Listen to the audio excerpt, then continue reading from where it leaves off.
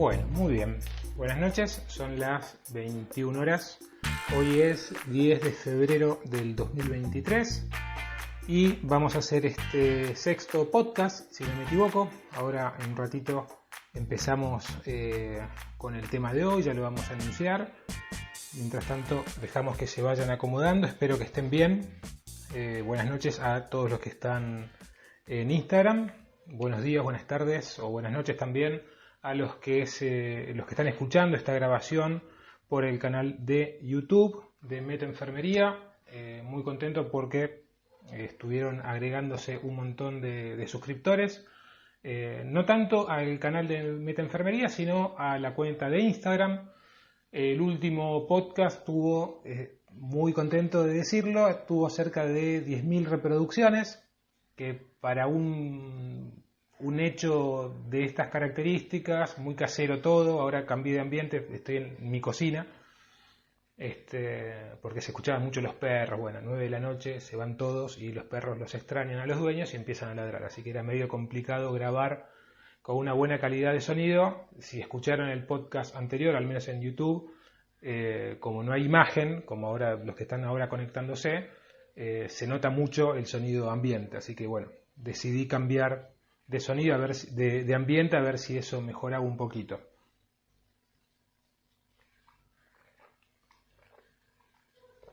Bueno, muy bien.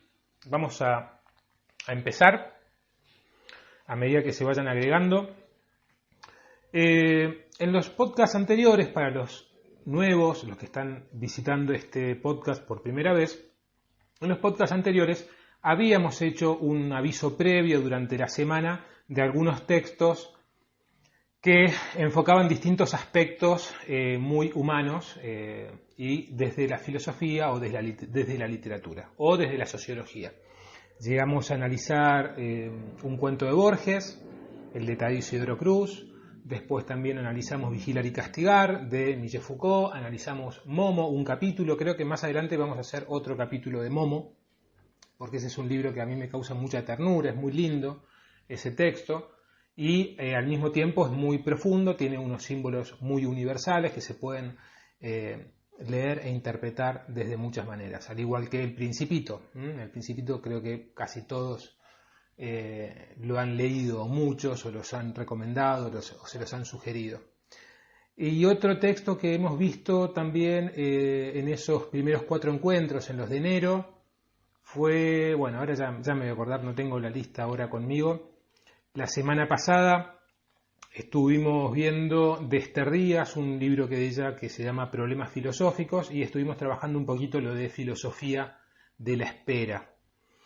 En el encuentro de hoy no avisé nada, no dije cuál iba a ser el tema, voy probando, vamos viendo a ver cómo se va desarrollando esto.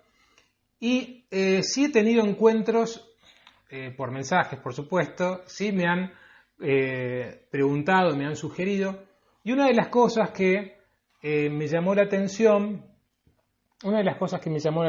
de estos pedidos o estas charlas que he tenido, es que muchos de estos temas, sobre todo el último, ¿no? El de filosofía de la espera, me contaron algunos que fue bastante movilizador en algunos casos,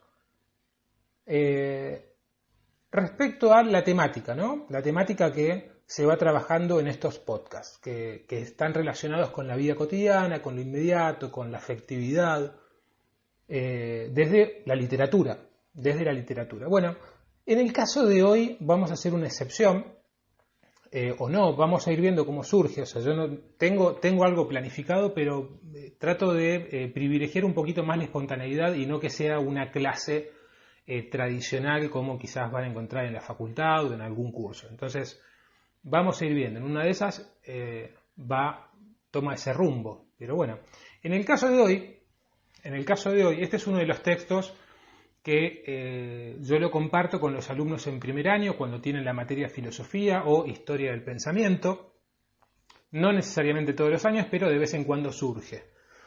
Y es un texto que yo lo comparto en un momento en el cual, cuando hablamos de los cambios de pensamiento, cuando pasamos de épocas históricas, de la Edad Media a la Edad Moderna, cuando pasamos de un pensamiento medieval, un pensamiento basado en creencias, basado en fe, donde no se da tanta importancia a lo racional o a lo empírico, y empezamos a hablar de la modernidad, ahí hay un pasaje que muchas veces hay algunos autores que comparan, por ejemplo, en el siglo XIX, cuando surge la sociología, algunos autores comparaban las etapas sociológicas o las etapas históricas con las etapas personales de cada uno. Entonces, decían que en la sociedad moderna es la adultez. Después, la etapa previa, que fue el quiebre con la Edad Media, era una adolescencia.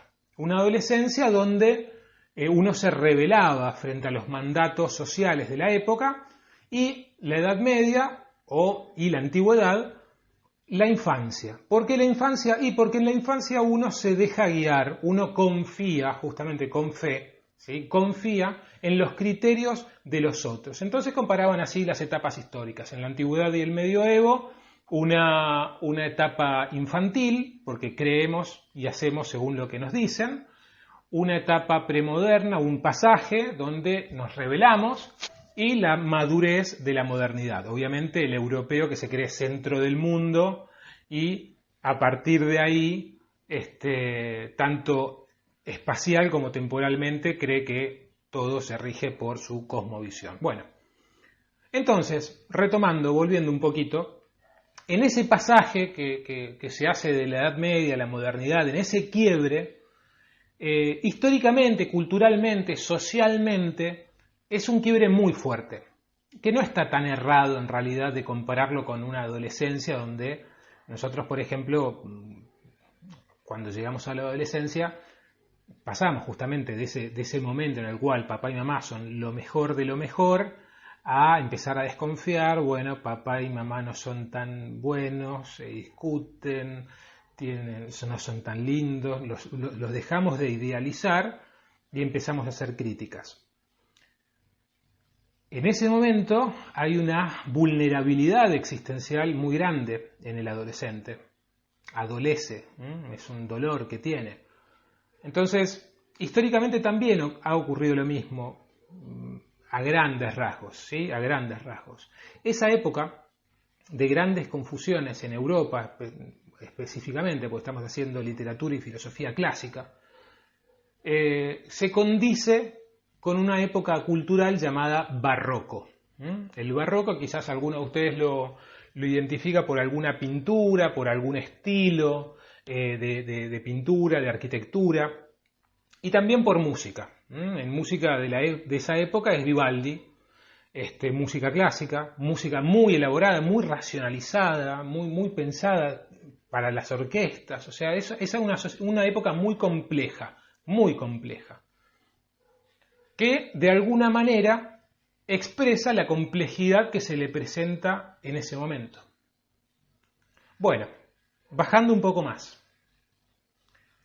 Dentro de esa complejidad social que ocurre en esa época, estamos hablando de los siglos XVI, siglo XVII específicamente, que es el barroco, hay un autor que es el que vamos a ver hoy, que se llama Pedro Calderón de la Barca.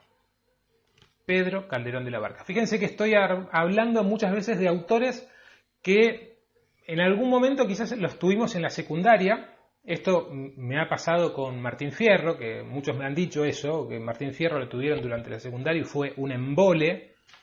Pero claro, cuando lo leen a la luz de Borges o a la luz de otro autor, o se dan algunos fragmentos un poquito más amenos, tiene otro tono. Bueno, acá pasa lo mismo con Pedro Calderón de la Barca. Pedro Calderón de la Barca es un autor clásico. Generalmente, bueno, Pedro Calderón de la Barca, te dan un cuestionario, cuándo nació, cuándo vivió, sus principales obras, y listo. Garrón porque es un autor que nació en el 1600, que murió en el 1681, si mal no recuerdo, y es un autor que nos dista mucho epocalmente. Sin embargo, hoy lo que vamos a hacer es meternos en una de las obras de Pedro Calderón de la Barca más importante de todas, una de las más fundamentales, y como tal nos habla a nosotros, porque va a lo profundo del ser humano, que es lo que tiene la poesía. Va al núcleo, expresa en metáforas cosas que la definición no alcanza, la definición no llega, la definición científica menos. Así que hoy vamos a ver un autor puramente literario, con un trasfondo y un bagaje cultural importantísimo. Y me sorprendió porque, esto hago un paréntesis, hoy me regalaron un libro. Ustedes saben que muchos de los que están ahí saben que a mí este autor me gusta muchísimo. Acá lo tengo, se llama Byung-Chul Han para los que están escuchando. Y hoy me regalaron un libro que se llama Vida Contemplativa. Byung-Chul Han es un autor que estuvimos trabajando, hicimos un encuentro, yo lo doy en la universidad, en sociología, lo muestro y lo presento muchas veces como un continuador contemporáneo de la obra de Michel Foucault. Y cuando hoy abro el libro para hojearlo, estaba muy contento por el regalo, encuentro esta cita.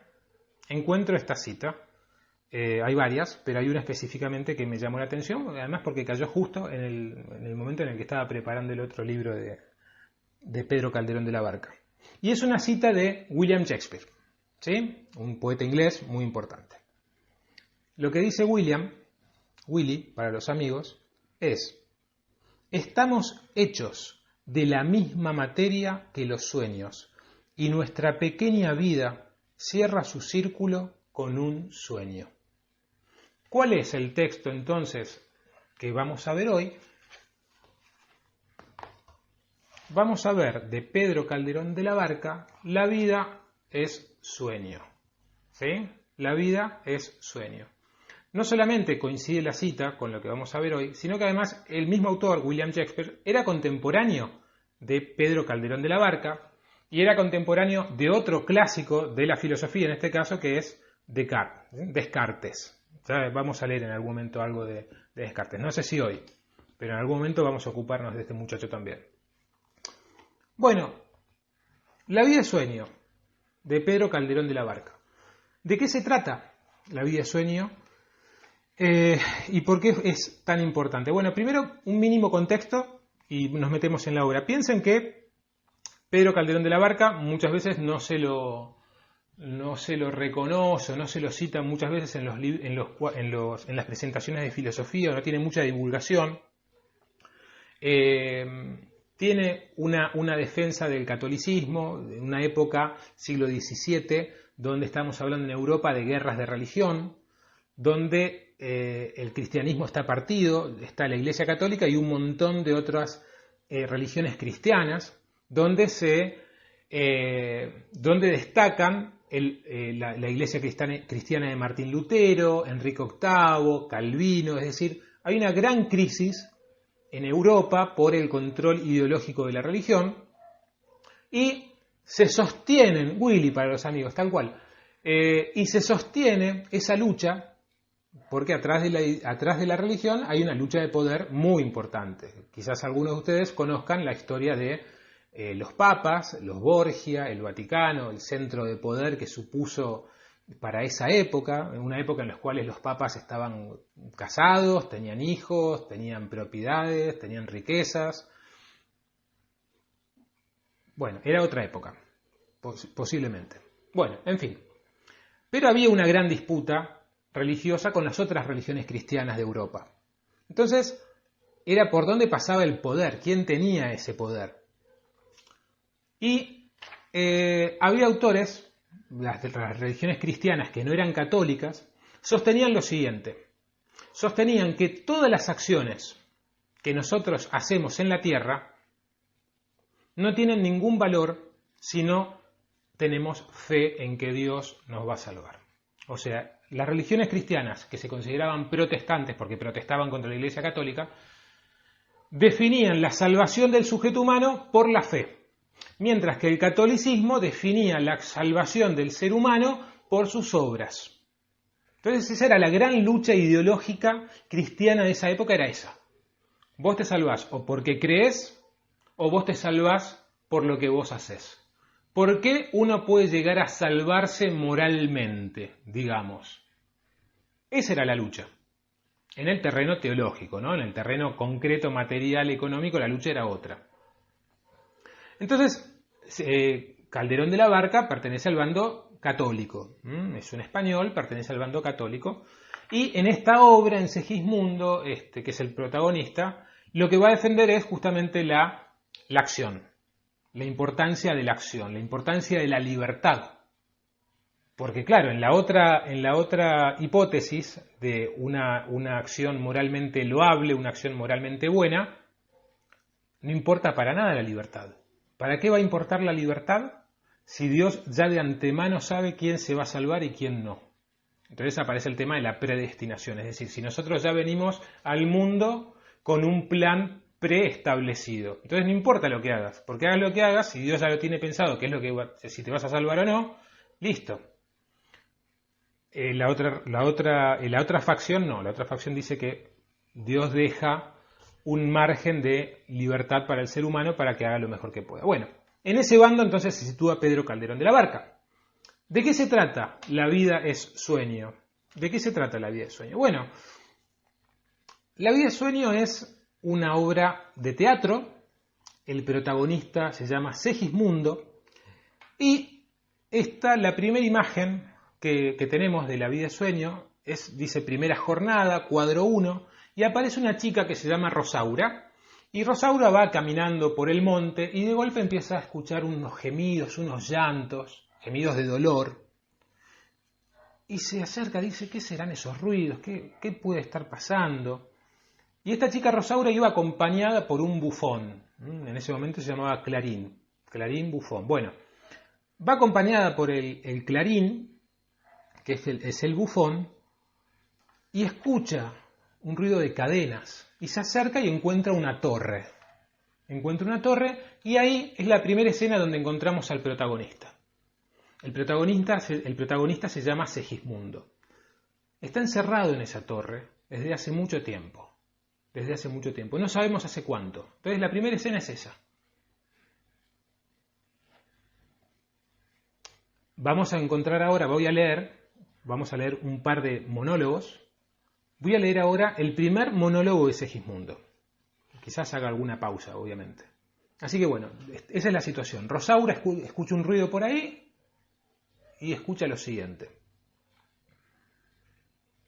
Ay, mísero de mí, ay, infelice, apurar cielos pretendo, ya que me tratáis así. ¿Qué delito cometí contra vosotros naciendo? Aunque si nací ya entiendo qué delito he cometido. Bastante causa ha tenido vuestra justicia y rigor, pues el delito mayor del hombre es haber nacido. Vuelvo a leer y sigo leyendo.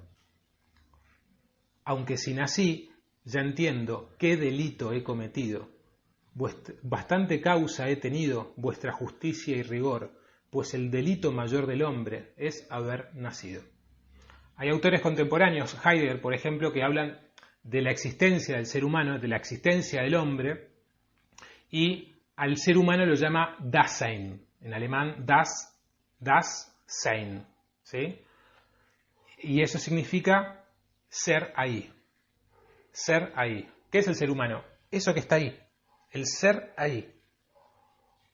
Y llega al mundo, dice Heidegger, eyectado como una piedra, un proyectil. El proyectil es yectum viene de ahí, de eyección. Salimos arrojados al mundo. Imagínense el canal de parto, salimos ahí, al mundo. Y ese es el mayor castigo que tenemos, dice Pedro Calderón de la Barca. Imagínense, las que están en Neo, un saludo, imagínense, están en un ambiente hermoso, calentito, perfecto, tienen alimento, tienen calor, tienen todo, y de golpe viene el frío, viene el dolor, viene el trabajo de parto, viene la demanda, la necesidad, el crecimiento, la vejez y la muerte. De hecho, Heidegger al ser humano dice, cuando nosotros nacemos y somos un ser para la muerte. No solamente somos el ser ahí, sino que estamos hechos para morir. Y eso después otros filósofos van a llamarlo como, bueno, es un absurdo. Entonces la vida es absurda.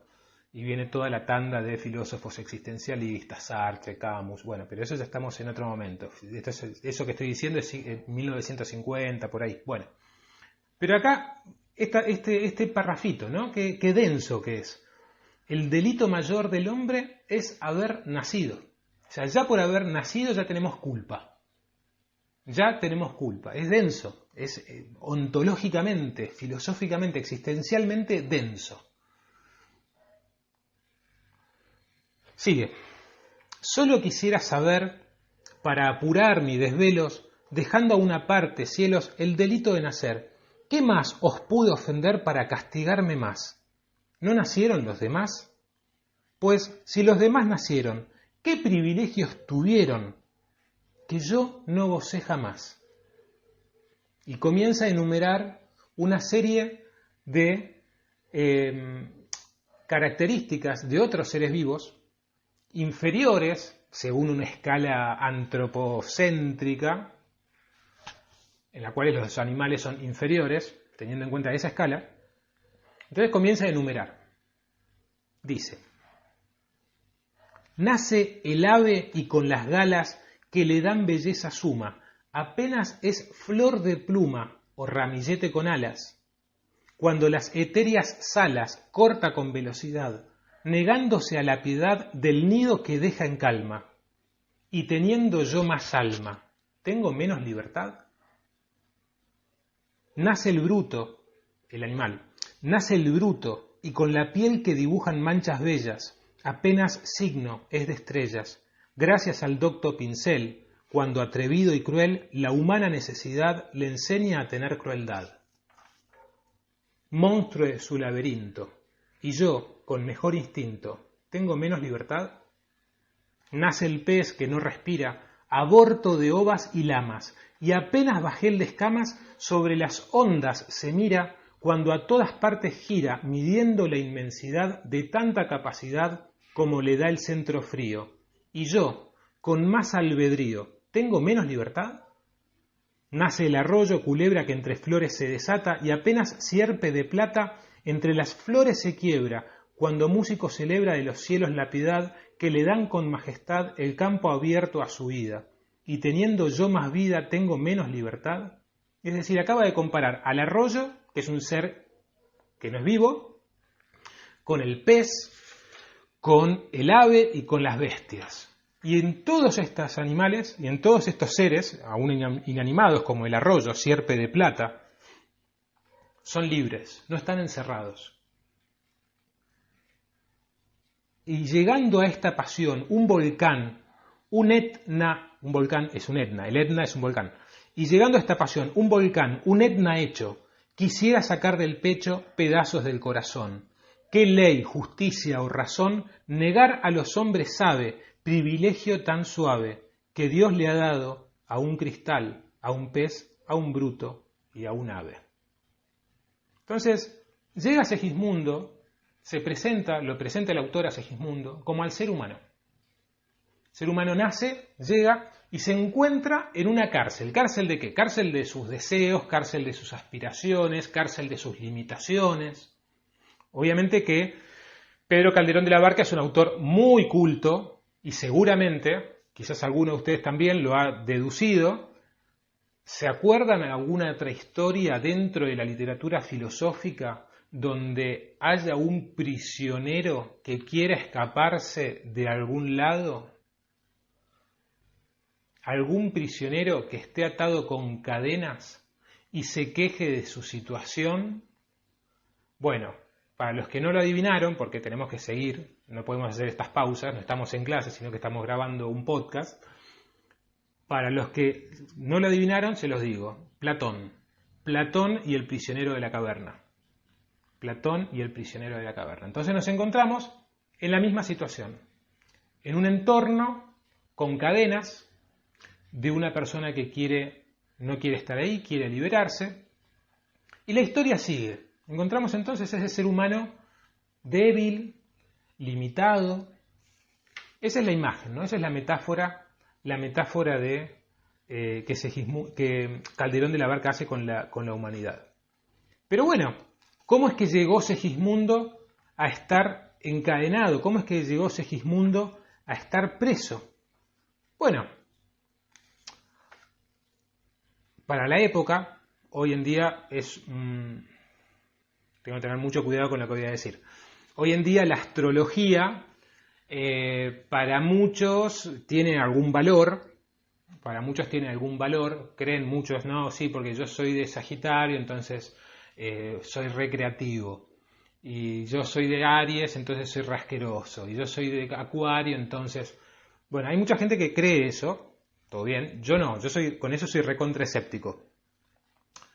Pero para esta época, para el siglo XVII, la astrología, no la astronomía, la astrología era una ciencia, tenía carácter de ciencia. Y los reyes de la época tenían en sus cortes filósofos, médicos, astrólogos. Entonces estaba el rey, en esa época, en este texto, mejor dicho, el rey se llama Basilio, y se consideraba a sí mismo un rey muy culto, muy sabio, que sabía leer las estrellas. Entonces, ¿qué es lo que hizo Basilio? Un día leyendo las estrellas y estando su mujer en trabajo de parto, que ahora no me acuerdo cómo, Clorilene se llamaba la mujer de Basilio, la reina, y estando Clorilene en trabajo de parto, la reina muere. ¿Y qué es lo que hace Basilio? Basilio consulta las estrellas. ¿Qué fue lo que pasó? Y nace Segismundo. ¿Y qué es lo que deduce Basilio? Basilio dice, bueno, nació Segismundo, las estrellas están en determinada posición, Segismundo nació para hacer el mal. Es decir, ¿se acuerdan lo que dije al principio? Esto de la predestinación y la libertad, esa lucha entre vos naciste para esto, y acá ya metemos la parte de la convivencia y de lo actual y de la vida cotidiana. Es decir, la parte del estigma, ¿no? La parte del estigma, donde muchas veces nosotros hacemos como imperativos, tomamos como mandatos, ¿sí? Mandatos, mejor dicho, lo que nos dicen nuestros padres o nuestro entorno. No, vos sos negro, entonces como sos negro no vas a poder tal cosa. No, vos sos puto, entonces no vas a poder tal cosa. Vos sos trola, entonces tu mamá fue esto, o peor, ¿no? Hacia arriba, tu mamá fue esto, ¿qué se puede esperar de? O vos naciste en tal lugar, ¿qué se puede esperar de? Los mandatos que nos vienen, que ya venimos con esos mandatos, y de alguna manera nos condicionan. Y hasta en algunos casos nos determinan. En algunos casos hasta nos determinan. Entonces, acá hay dos cosas que ahora se me vienen. Por un lado, esa frase de Sartre, que muchos de ustedes quizás la conozcan, donde somos lo que hacemos con lo que hicieron de nosotros. Es decir, Sartre y Calderón de la Barca, en ese aspecto al menos, estarían del mismo bando. ¿Sí? Es decir, hacen fuerte hincapié en la libertad de elección. O vos, no sé, ahí me siguen diciendo, ¿no? Siguen poniendo mandatos crueles. Vos no servís para nada, me ponen ahí en los chats de Instagram. Y después uno termina siendo el inútil. No, este es un inútil, esta es un inútil, no sabe nada, o se golpea siempre, o es retorpe, y termina con la nena o el nene dándose la cabeza contra estante que tenga cerca, o mueble que tenga cerca, o un inútil para los deportes. Bueno, y uno se cree eso. Eso por un lado, el tema de los mandatos que incorporamos y que a veces luchamos con ellos, y por muchas veces que luchamos con ellos, a veces terminamos incorporándolos y nos salimos, no podemos romper ahí. Y por otro lado, esto también lo dejo como para pensar, el hecho de cuántas veces nosotros nos hacemos la imagen de qué es lo bueno, según la pretensión con la cual nacemos o el mandato con el cual estamos inmersos. Voy a explicarlo de otra manera. Ustedes terminen la frase, háganlo en su casa, piénsenlo en el auto.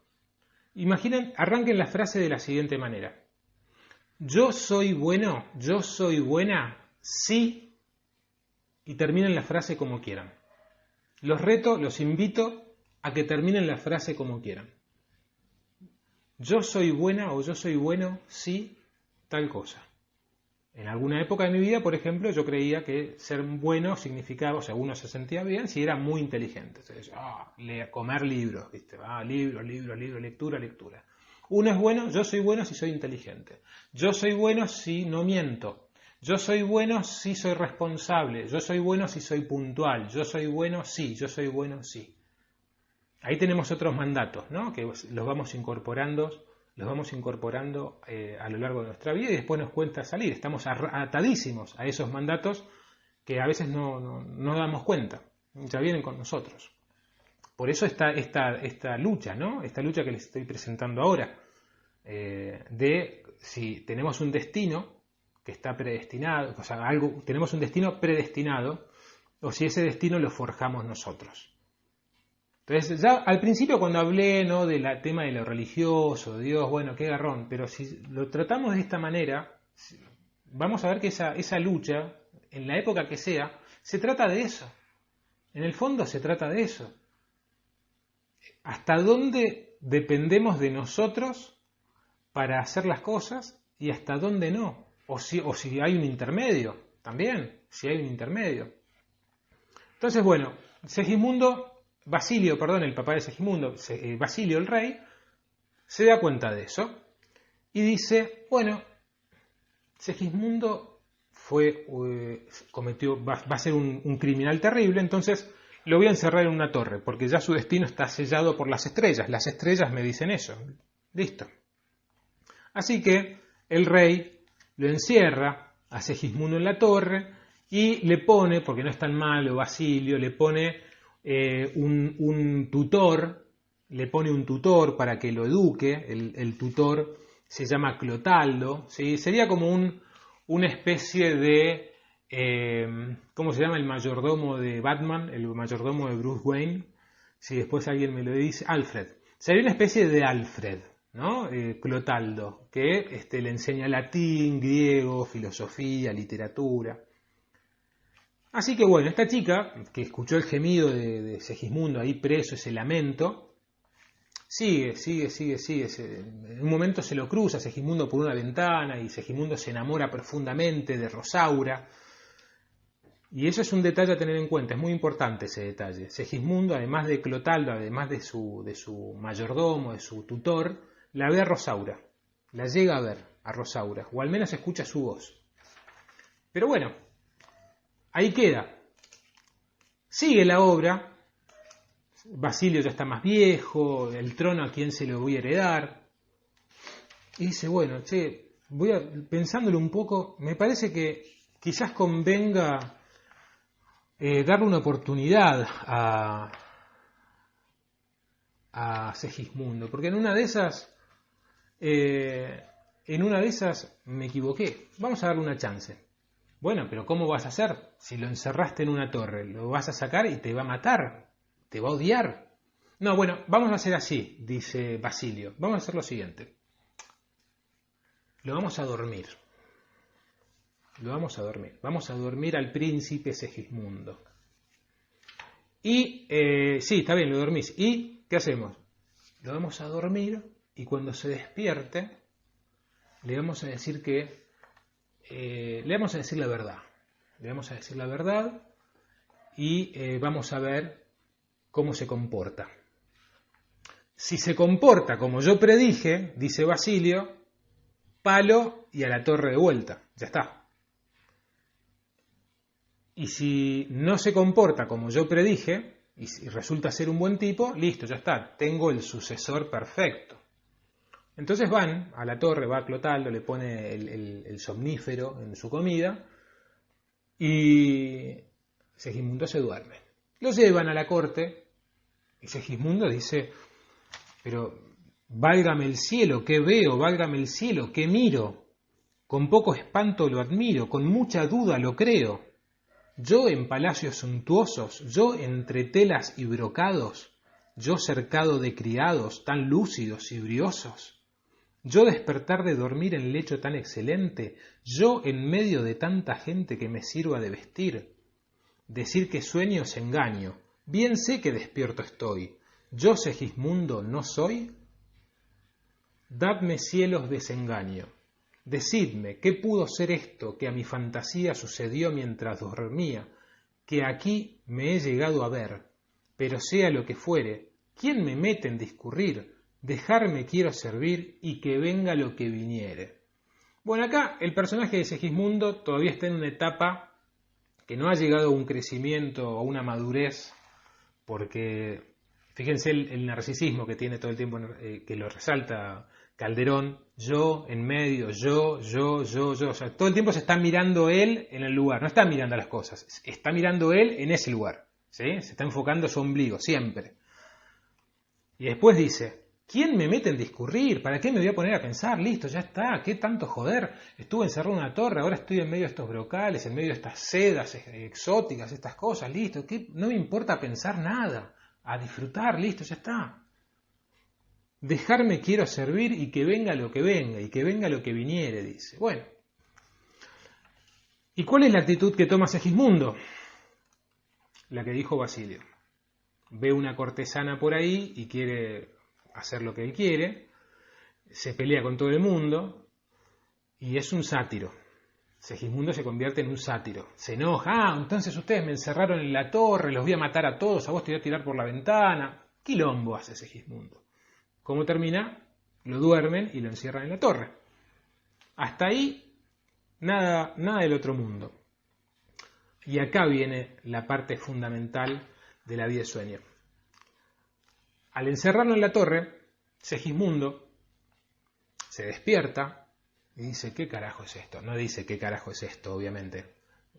Pedro Calderón de la Barca no va a decir qué carajo es esto, sino que Segismundo cuando se despierta dice, no entiendo nada. Ayer estaba en unas sedas impresionantes, en una habitación importantísima, rodeado de esclavos, rodeado de criados, y ahora estoy de vuelta en la torre. Entonces acá viene el engaño. Clotaldo, el sirviente, el tutor, le dice, no, vos nunca saliste de acá, siempre estuviste en esta torre. No jodás, Clotaldo, o sea, yo estuve en tal lugar y vos me dijiste que me habían encerrado acá. No, nada que ver, lo soñaste. Y ahí viene el gran choque, ¿no? O sea, la explosión de sentidos, porque ese es un tema muy recurrente para la época. Es decir, saber qué es la realidad, saber qué es sueño y qué no. Hasta dónde lo que yo creo es verdad, porque lo veo, porque lo siento, porque lo escucho, porque lo huelo. Entonces, creo que hay algo que es más fuerte que las sensaciones, hay algo más fuerte que los sentimientos, no los sentimientos, perdón, que las sensaciones, y son las ideas que nosotros incorporamos, relacionándolo con lo que habíamos dicho antes. Entonces, creo que el proceso de esa dialéctica, ese juego de opuestos entre sueño y realidad, es justamente un trabajo fino, un laburo de construcción, justamente. Hasta dónde lo que nosotros creemos es realidad y hasta dónde sueño, hasta dónde es fantasía. Hasta dónde sueño y hasta dónde es fantasía. Yo creo que ese es el desafío, en parte. Bueno, Segismundo no sabe dónde está parado, y ahí es cuando comienza el diálogo más importante de Segismundo, y ya con esto terminamos, ¿sí? Cuando se entera la gente del pueblo que el príncipe está vivo, lo van a liberar. Y cuando lo van a liberar a Segismundo, ahí Segismundo se da cuenta cuál es la realidad. La casa de Gran Hermano, dicen por ahí. También. Y para algún otro que haya leído en 1984, también, que es el Gran Hermano original, ¿no? En Orwell, en el texto. Entonces el pueblo se entera que tiene un príncipe, lo va a liberar, y ahí Segismundo tiene como una sensación de agradecimiento, porque se dice, bueno, esta vez me voy a portar bien, no me voy a mandar tantas macanas. Y dice lo siguiente: es verdad, pues reprimamos esta fiera condición, esta furia, esta ambición, por si alguna vez soñamos, y así haremos, pues estamos en mundo tan singular que el vivir solo es soñar, y la experiencia me enseña que el hombre que vive sueña lo que es hasta despertar. Sueña el rey que es rey y vive con este engaño mandando, disponiendo y gobernando. Y este aplauso que recibe prestado, en el viento escribe y en cenizas le convierte la muerte. Desdicha fuerte, que hay quien intente reinar, viendo que ha de despertar en el sueño de la muerte. Sueña el rico en su riqueza que más cuidados le ofrece. Sueña el pobre que padece su miseria y su pobreza. Sueña el que a medrar empieza. Sueña el que afana y pretende. Sueña el que agravia y ofende. Y en el mundo, en conclusión, todos sueñan lo que son, aunque ninguno lo entiende. Yo sueño que estoy aquí, de estas prisiones cargado, y soñé que en otro estado más lisonjero me vi. ¿Qué es la vida? Una ilusión. ¿Qué es la vida? Un frenesí, una sombra, una ficción. Y el mayor bien es pequeño, que toda la vida es sueño, y los sueños, sueños son. Ahí lo leí para el traste, porque decía, ¿qué es la vida? Un frenesí. ¿Qué es la vida? Una ilusión. Una sombra, una ficción, y el mayor bien es pequeño, que toda la vida es sueño y los sueños, sueños son. Ahí sí, ahí ya tiene toda la fuerza que tiene que tener, ¿sí? Entonces, yo creo que este es el monólogo, o es uno de los monólogos más hermosos de toda la literatura, del barroco ni hablar, de esa época del siglo XVII,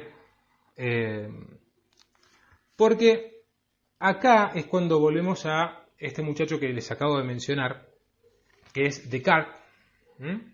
Descartes, sepan ustedes que Descartes tiene en uno de sus textos, en un texto que se llama Meditaciones Metafísicas, ahí él plantea que está escribiendo, que está delante de una chimenea, de una chimenea a leño, y está con su copa de brandy y su papelito, y dice, ¿cuántas veces creí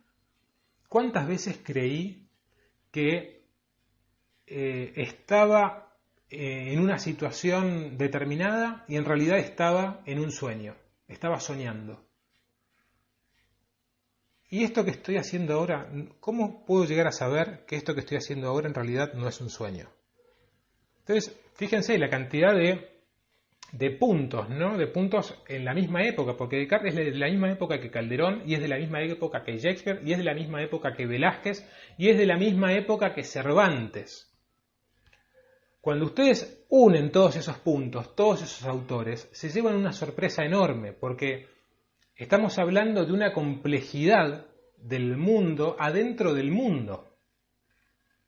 ¿Qué es Hamlet, por ejemplo, de William Shakespeare? Es un príncipe que matan a su padre y el príncipe elige hacer una obra de teatro para representar la verdad. Entonces vos tenés una obra de teatro, Hamlet, con una obra de teatro adentro que representa una obra de teatro, que representa una obra de teatro, y así hasta el infinito.